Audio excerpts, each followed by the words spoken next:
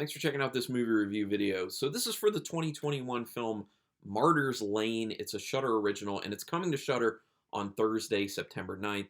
So since I'm putting this video out ahead of that, and because it's a newer film, there will be no spoilers in this, except for the very, very small synopsis I give for the film, which won't really give much of any spoilers, and talking a little bit about kind of the thematic stuff and subtext and stuff like that. So overall, I would say I think there are going to be some people who really love this film. For me personally, I'm kind of undecided. There are things I really liked about it. There are things I didn't like about it, and I'll obviously go over those things. But it kind of made me kind of, I don't know. But I can really see where some people are really, really going to love this. Now, keep in mind that certain types of subgenres of horror aren't really my favorite, so I don't really like connect with them a whole lot. So for that reason, certain films, especially films like this one, are kind of at a disadvantage with me personally, but I do try to like step back, and that's why I do these videos to say, this is what I think is good, this is what I think is not good, so that you can make a decision based off of that, not just, a star rating that I give, even though I do give one. So anyway, Martyrs Lane was written and directed by Ruth Platt, who also directed films The Lesson and The Black Forest, which I have not heard of. Reminder, it's coming Thursday, September 9th. Quick synopsis, it's basically about, it focuses mainly on a little girl named Leah, and she starts to have another girl come around who, I'm not going to say anything about the name of that kid, but starts coming around, and they start to connect. But Leah, prior to that, was kind of pretty isolated, pretty alone in her life, and there are, some home problems. Nothing like abusive or anything like that. It's just kind of, she's very isolated, she's very alone, and this other kid comes into her life, and that's about as much as I'm going to leave it.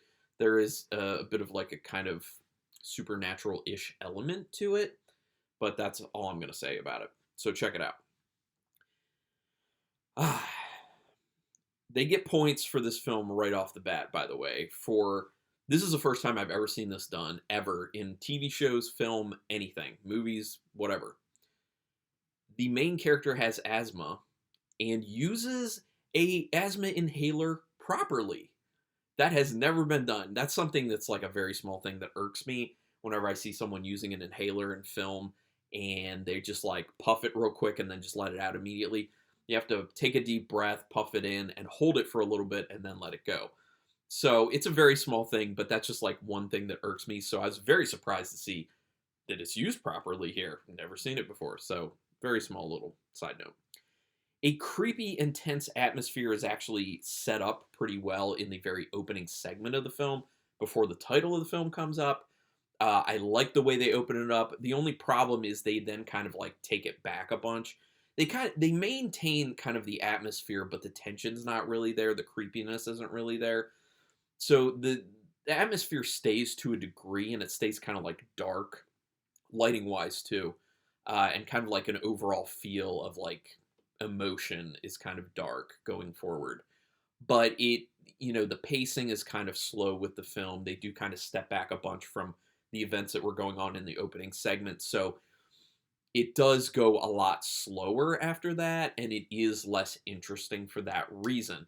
But you must, stick with it to kind of get the payoff at the end. And I do think there is a pretty good payoff at the end, which I'll, elaborate on a little bit, but not tell you what it is in a little bit.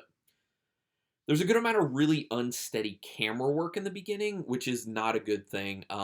It did end up getting better as the film went on, but in the beginning, there's some really shaky camera work going on, which I have a hard time with, especially when it's with scenes that you don't need it for. Like more intense scenes, like moving with a character, stuff like that. That's fine, I understand.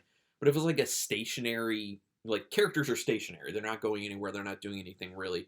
They're just kind of talking in one spot. If the camera work's shaking, I'm having problems with that. So there is some of that that goes on. But it seems like that cleared up as the film went on. So it's really only going on for maybe about the first 15, 20 minutes. So just know that that gets better, because I know some other people who watch my reviews also have problems with that. That irks them as well. The sound design is quite good, and you can really focus on it because the score itself is pretty restrained, which I'm a big fan of, having a really restrained score, not like as I say all the time, not beating the audience over the head with what you're trying to make them feel at that time, allowing people some time and some space to kind of take in what's going on and kind of feel how they want to about it without being led by the hand or bashed over the head with the score. So love the way the score is done with this, and it's a good score, and love how that lets the sound design really shine with this film, because there's some very nice sound design with this film. There's a lot of good technical stuff with this.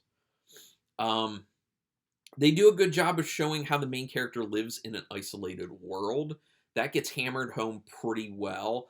I will say that they spend a bit too much time with the main character in kind of doing mundane things that don't really matter that much to the film. They kind of nail home what they need to as far as like this isolation, but then it feels like they keep trying to like drive that home further, and it's just not necessary. So that's part of the reason that it kind of messes up the pacing of the film. It kind of feels a bit slow. So, but I do know some people out there who are really totally into films like this where it's a lot slower, the pacing is a lot, less up tempo, and they're down to just wait for what happens in the end. So that's why I was saying I think some people are really going to love this, though.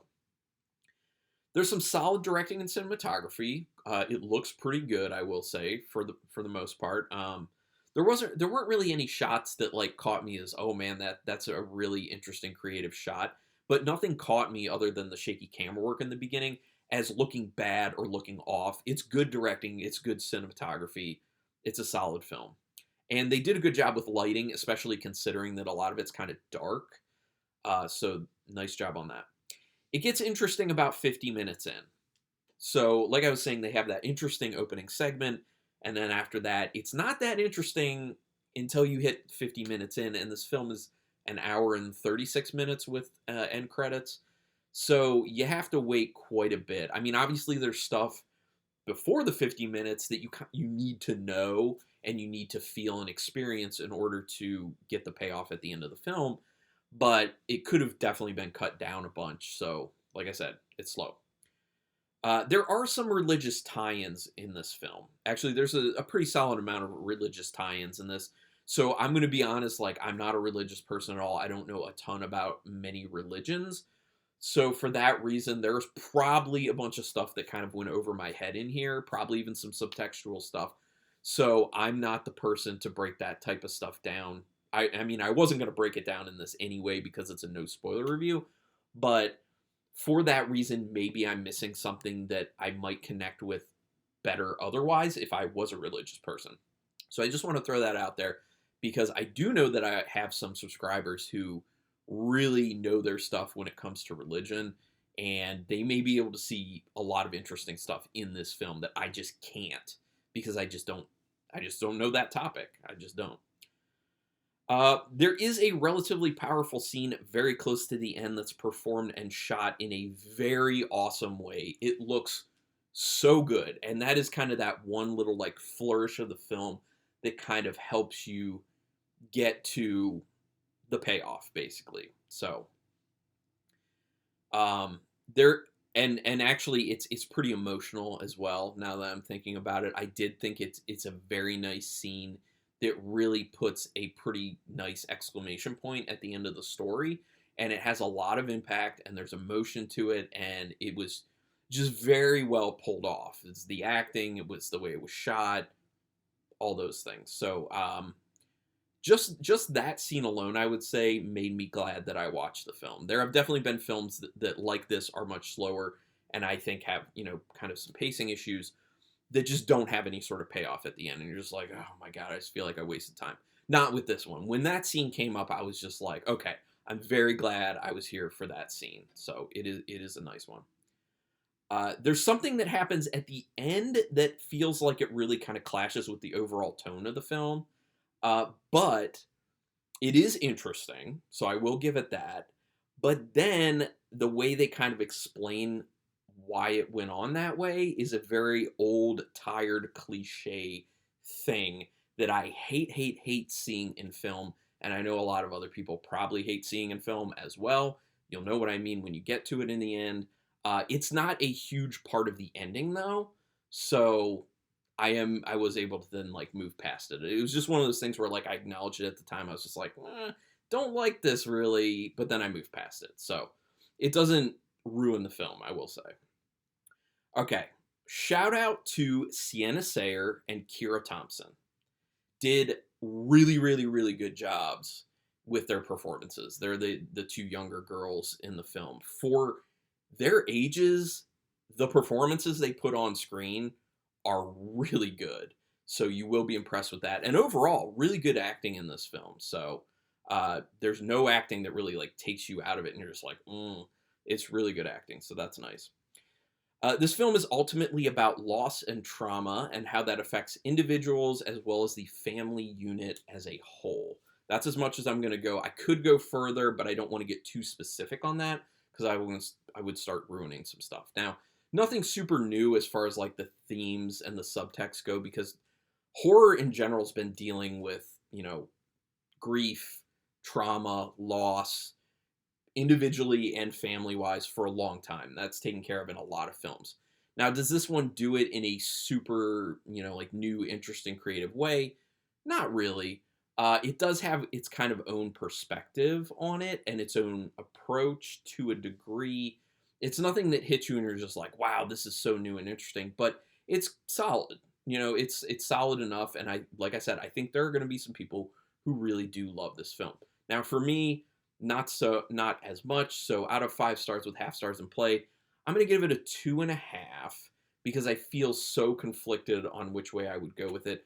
I did consider going a 3 because a lot of good technical stuff, good performances, that one really good scene at the end that had a lot of impact for me. But it feels more appropriate at 2.5 because I feel so conflicted with where to go. I really do feel very in the middle. But I would love to hear people's opinions on this film, especially if they're different than mine. Go ahead and put it in the comments. And we can do spoilers in the comments. So go ahead. Yeah, I would appreciate that. Let me know. Love it, hate it, in between. And also the religious stuff. Is there religious stuff you saw that I probably did not? Let me know. Anyway, please do me a favor. Hit subscribe. It, costs you nothing. It's totally painless. Literally takes you a second. And that is your way to repay me if you like any video you've ever done. That literally motivates me. Every time I see that I get a new subscriber, I do feel kind of rejuvenated and, driven to do more of this. But regardless, I really do thank you for taking your time to check this out. And until next time, keep it brutal.